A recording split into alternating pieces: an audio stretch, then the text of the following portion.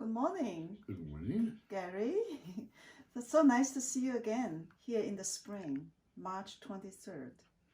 Nice chilly spring Yes. weather we're having. And all of your sakura is The blossoming. sakura is now blossoming. Yeah, it's beautiful. It is beautiful. I'm surprised still every year that it does so well. Yeah. And it is so touching. Yeah. I know. It's just beautiful. Yeah. Was the birds singing?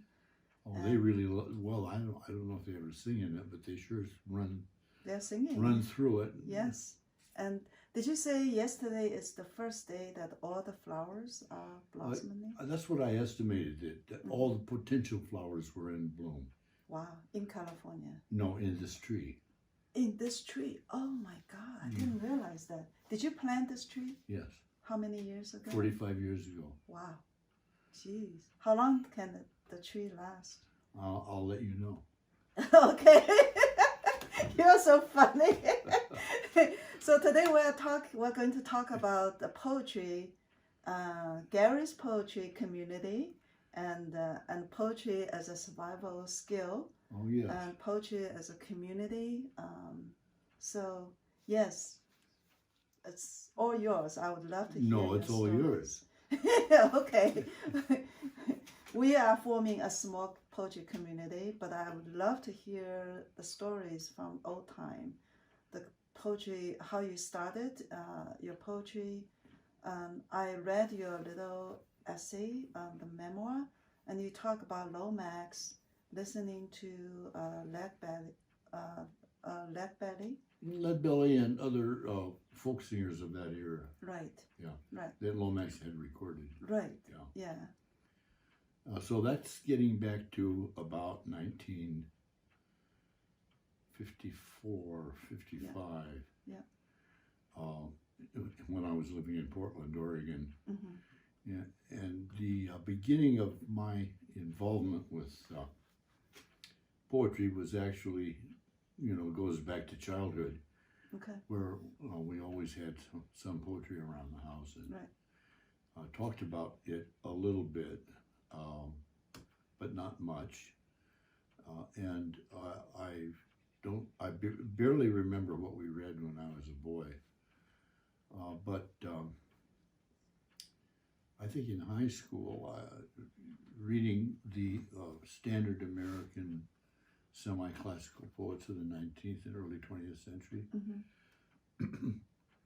I said to myself, well, this is something to do that's a little different. And I thought it was kind of interesting.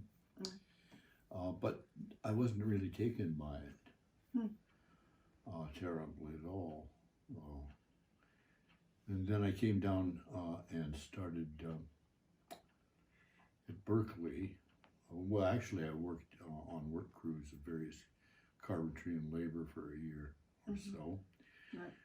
And I became aware of what we now would call modern poetry. And I knew that there were a few people in San Francisco who were already writing like it was Robert Duncan. Right. Particularly, and Kenneth Rexroth particularly. Right. And so I started reading their work and then going to evening sessions once or twice a month at Kenneth Rexroth's house. Right. And I realized that the kind of poetry that they had been exploring and were talking about and then writing themselves was very different from the earlier generation of American poetry I'd read that belonged a lot of it to the latter 19th century. Yes. And so that excited me to make some effort. And then at the same time, I was learning to sing and sing folk songs. You are? I didn't know you were a singer. Well, like anybody is if they want to. Right. Wow. And I was, involved with labor and the socialist ideas and working class ideas. Right. I worked in working class jobs. Yes. And so it was quite natural to sing songs like that. Right. Do you remember some of those songs? Oh, I probably do, but I don't sing. I would love to sing, hear you sing in the end. They belong to an idealistic earlier era. Right. that was overwhelmed by lots of other politics. Right. And they drove all of the Marxists off the faculty of UC Berkeley. They did? Oh yeah, made them all quit. Why? Because the communists were not permitted. Okay, okay. In Well, the- it's still not permitted. well, it wasn't then, believe me. Right. It's more permitted now than it was then. Mm. And it was a big issue on the Berkeley campus. Okay. And we had lists of faculty members who had been told that they had to quit. Wow. Uh, If they don't quit, what will happen to them? I don't know. They wouldn't get any salary. That's all. Mm. Had no teaching job. Their Hmm. license to be professors were removed. Right. So they got rid of a lot of Marxists off of the university faculties everywhere. So there's no like freedom of speech or freedom Well, you of could talk, thinking. but you don't have to. But you can't necessarily be a Faculty. faculty member. Okay. You're Wow. perfectly welcome to have a newspaper. Right. That's the way it was then. Anyway, we lived through that time. I lived through that time, and it was also when Duncan and Robert Duncan and Charles Olson and a lot of other people were Right. around. Right. Right. And then Allen Ginsberg came in with all of his energy, Right. which was wonderful. Yes. And his ability to really give a good reading. Yes. So, like Kenneth Rexroth couldn't give a good reading. Oh. Okay. Okay. He would stand up very self-consciously Right. and try to read his poems, and he'd put some effort into it. Right. But there was something really Right. Off. terribly Yeah. artificial and Yeah. pained a little bit, like Mm. he was embarrassed to have to do it. Mm. And that was sponsored by one of those little colleges there. Right. So Rexroth was never going to be successful Mm. Interesting. Interesting. as a public poet. Interesting. But Allen was. But Allen was the public poet. Interesting. Uh, His howl had a huge influence. well, he was already an interesting poet. Okay. But when he started doing Howl, then it became nationwide. Yes. Yes. And he knew how to really read it. So Right, that was. right. But he wasn't the only one. There were, Right. like Michael McClure, for example, who was Yes. a wonderfully Yes. colorful poet. Right. Young guy. I mean, we're talking about young guys, and writing poems was one of the foolish things they did in life. Okay. There were lots of other things too. Okay. And how old were you at that time? Oh, about 22. 22. So you 21, actually 23. formed a very powerful, influential poetry community that It was. spilled over into politics. Oh, it was already there. Okay. Okay. And it didn't take very many people to be to create that little ambience, Right. because nothing else was happening. Okay. Okay. I remember Allen Ginsberg and also the so-called the Beat generation poetry, right? Beat Well- poetry was extremely influential on changing society. Well, Politics. so it started in a small way, which I just described. Right. How did it become big? Partly because Allen's reputation became big. Mm. And who else? There were several other poets who, were very good at giving a large and articulate reading, Right. and who had a little bit of social criticism in their poems. Okay. And so forth. Okay. Okay. And then some of my early poems from Yes. that were now beginning to be published Mm-hmm. by New Directions, Yes. for example. Right. They had a political edge to them and a working class edge to them. Yes. And people noticed that kind of thing right away. Yeah. Well, people need it. Yeah. Well, they really noticed it, and that became, and then Kerouac Yes. provided, I guess, somehow Mhm. the term beat, Yeah. Okay. and Okay. it became sort of the newspaper way of talking about. So what's the beat at that time? What does it mean at that time? Well, what beat used to mean to all of us is exhausted and Okay. tired. Well, beaten. Okay. But, you know, like a person says, I'm really beat. Mm. That means I really had a great time. Oh, okay. Okay. Okay. I'm beat. That means I had a great time. Yeah, that Okay. often is the case, especially if it was a party. Okay. I didn't know that. Thank you. But it definitely it's now carrying it has picked up some new meanings along Well, the I'm way. sure it picks up meanings. Right. There are It's one of those words that people give meanings to. too. That's true. Yeah, there are a lot of beat organizations nowadays. They all somehow carry your energy, you know, and your name, and Oh, not so many with me, but with Ginsberg and that whole circle. Jack Kerouac. Well, Kerouac. Too. Right, but See, but Kerouac drank too much, and that's really beat, and then he died. right. Jack was not. Jack got embarrassed by his own fame. What do you mean? What I said. And he didn't know how to handle it, and he went home to his mother, lived Okay. at home with his mother, Okay. and just drank till he died. Wow. Yeah. Okay. Well, both you and Alan were very influential, and so how did you handle that? Well, you know, it's also different. Okay. Alan was East Coast. Okay. I was West Coast. Could you tell us a little bit more about the West Coast poetry community at that time? It had to make its own way Okay. because American poetry did not have a history of anybody out in the West, Mm-hmm.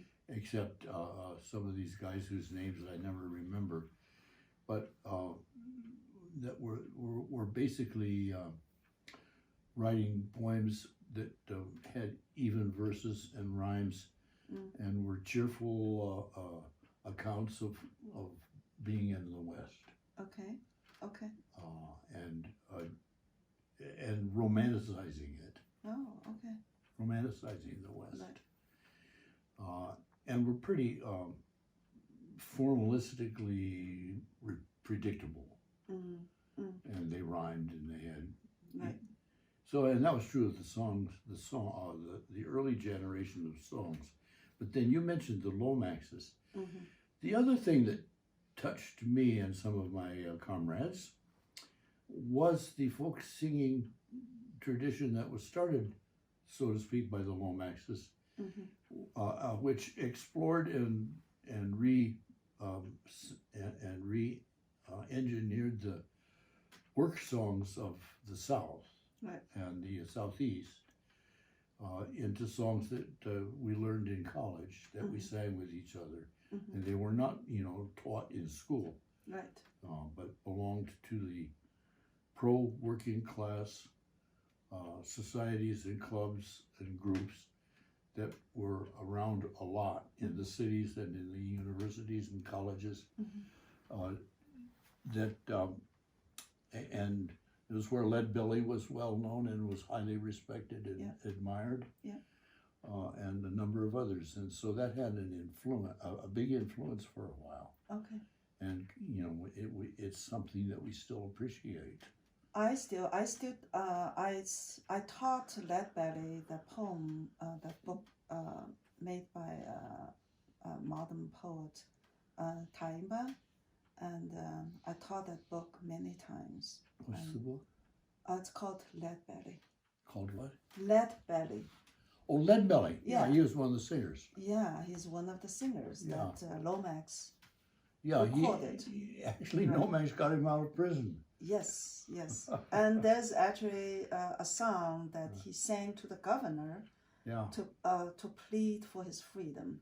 Yeah. And after he sang the song, he actually was freed. That's But right. of course, he went back to prison pretty quickly. And this was the story that we all knew Right. at that time. Right.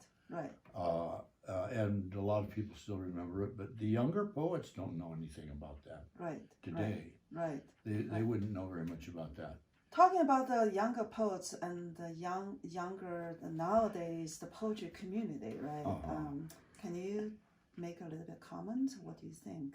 Well, and that I would like you, Steve, just to come in. let me finish up a few words about the original 20th century poetry community, and that it was very much sparked and carried forward by James Laughlin and his counterpoint and his New Directions Press. Yes.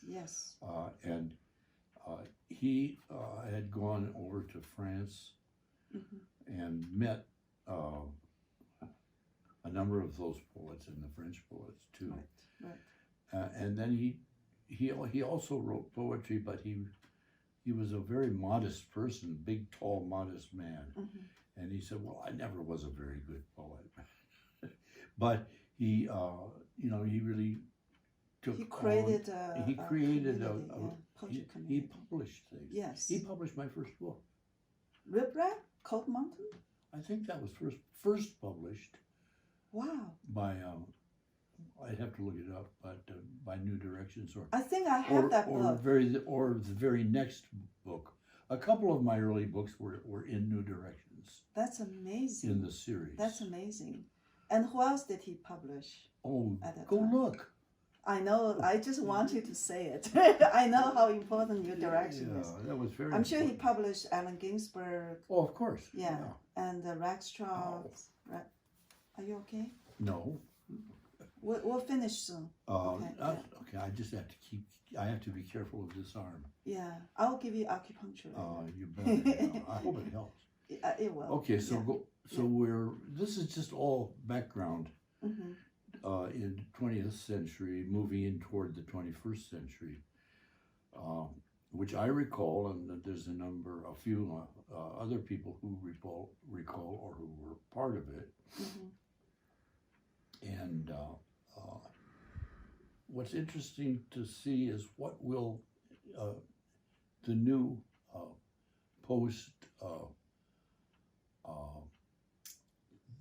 the new era now, after the schools have been shut down for 2 years and people have been wearing masks, and where poetry readings were really very rarely practiced. Mostly virtual nowadays. Yeah, and what comes back out of that, what will be next, trying to incorporate from that or move on to something else is quite interesting to see.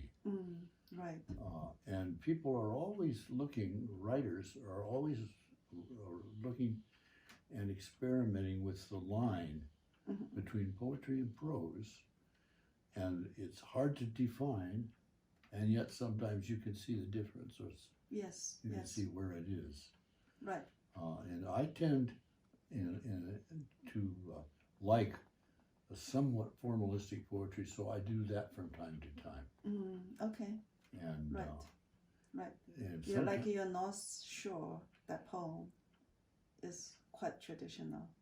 The North Shore, the coastal, the poem about the North Coast. Oh, this on the wall? Yes. That's a perfect little traditional. Yes, poem. I love that poem. Little set of rhymes. Yes. And actually, a lot of messages, a lot of information. Right. Yeah. Is contained in that. Right. With that great last couple. Right. That ocean was too cold to swim. Right. We did it again and again. I know. Yeah. Yeah. Did you ever set that to a song? No, I never did sing it. It doesn't need to be sung. That's true. You can read it. You do singing. not sing things that don't have to be sung. That's true. You chant them. It's true. Yeah. And your Rip Rap, right? Yeah. That poem is really one of my favorite poems. Yeah, and you don't have to sing that at all. Yeah. It's not musical even. It's something else. It's a three-dimensional kind of poem. Well, whatever. I would like to, next session, I'd like to focus on that poem. Well, we could try that. Yeah. And so, Steve, you as a director for Poetry Center for That's right. Steve Yeah. was right in the middle of that. Right. Could you say a few words? I'm just thinking about what Gary said about the impact of the past couple of years, Yeah. and that sense, like it's a strange thing that when poetry moved into this, internet environment, because in some sense it's in a kind of corporate frame. You're in these squares, you're in these boxes. There's a hierarchy within that system that's built in because it's designed for business meetings. And yet, it's sort of like coming into a space and having to work against the space. The space that's allowed you. Yes, exactly. And yet at the same time, you don't know if people are listening to you in Iran, in North Africa, where they are. That's a different thing now. It is, and it's very interesting because it's. I know we hosted a South Asian poet recently, and she was saying that she's become very aware of the sense where she's also speaking to people that are in India, that are not necessarily just South Asians in the diaspora, and so it's changing people's ways of thinking about audience, which is not necessarily what a poet thinks about when they write, but the audience is different than the small group of people that is Right. in So the you room have to think traditionally. You have to really train yourself. Yeah. Be conscious of that. To think about, what am I doing now with a bigger audience? Yeah. And I've never really taken that on as something to think about. Right, and even if it's not necessarily bigger, it's just located differently. You know. Like I'm thinking of the poet Nanau Sakaki, Yeah. who was clearly not an American, Right. but he wrote poems that Americans can really relate to. Yeah. And that's curious. Yeah. Is that because his poetry really carries on the element of the entire earth, the world, Yes, it and does. the universe Yeah. that everyone can relate to? Well, and Ginsberg touched on that too. Yes. He started Yes. out on that. Right. And that his performance definitely has that element. Yeah. I had the fortune to read together with him at the Poetry Project. Now, No, Allen Ginsberg. Was Allen. And he performed How. And I can feel the entire, the St. Mark's Church was on fire. Literally, I can feel how he moved the whole crowd. And it was a big, big crowd. Oh, good. Yeah. Yeah. Okay. So, and I watched also your performance at the Modern Art Museum. That's when we first met. Was Chinese poets Bei Dao, Gu Chen, right? And that was quite a gathering. Yes, it was. And I was your interpreter and translator. Were you? Yeah. That was my first encounter. You must have looked like a really cute little girl. Oh, well, I'm still looking okay, I think. And, see what she said there. I'm still a good-looking little girl. yeah. Well, You are. oh, thank you so much. So I'd like to. I think you're getting tired. You probably need I've been some tired for acupuncture. several days now. Right. You didn't sleep well because of your shoulder pain. So You sorry know, to hear it was really the first time I've ever had this particular ailment. I've had a bad shoulder and a bad arm for a long time because of an accident I had many years ago on a roof. Okay. But last night, the whole arm hurt, and it wouldn't stop. Yeah. As a doctor, I know how painful it is. Well, it was just enough to sort of make you barely able to find a few hours of sleep and then wake up again and try to move around. Right. I'd like to have some shots to give us some shot for the background flower. Can you come closer? And also, I'm sorry I can't remember all the names that I should remember. Right. Who remembers? The sakura. Well, when I write about these things, I get the names right. Yeah. Okay.